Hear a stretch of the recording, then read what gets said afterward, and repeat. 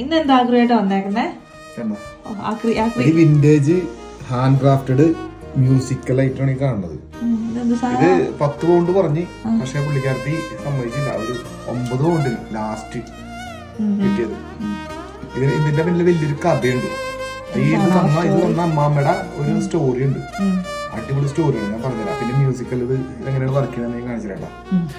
1927 ഒരു ബ്രിട്ടീഷുകാരൻ അദ്ദേഹത്തിന്റെ മകൾക്ക് വേണ്ടി അദ്ദേഹത്തിന്റെ കൈകൊണ്ടുണ്ടാക്കിയ ഒരു ബർത്ത്ഡേ ഗിഫ്റ്റാണത്. കുറേയേറെ കളർ ചോക്കുകൾ വെച്ച് അലങ്കരിച്ച ഒരു മ്യൂസിക്കൽ ബോക്സ് ആയിരുന്നു ഇത്. കാലം കഴിഞ്ഞു, 8 വയസ്സുള്ള ആ പെൺകുട്ടിക്ക് വയസ്സായി.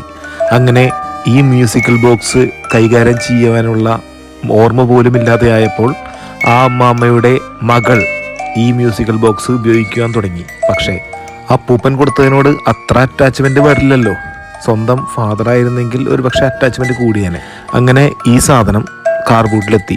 അവിടെ നിന്നാണ് ഞാനിത് കൈവശപ്പെടുത്തിയത്.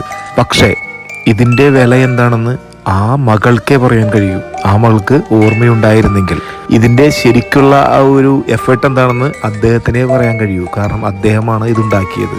എന്തായാലും ഇങ്ങനെയുള്ള കുറേയേറെ നല്ല ഓർമ്മകളാണ് കാർ ബൂട്ടിലൂടെ സെയിൽ ചെയ്യുന്നത്. എനിക്ക് ഈ ഒരു മ്യൂസിക് ബോക്സ് ഒരുപാട് ഇഷ്ടമായി.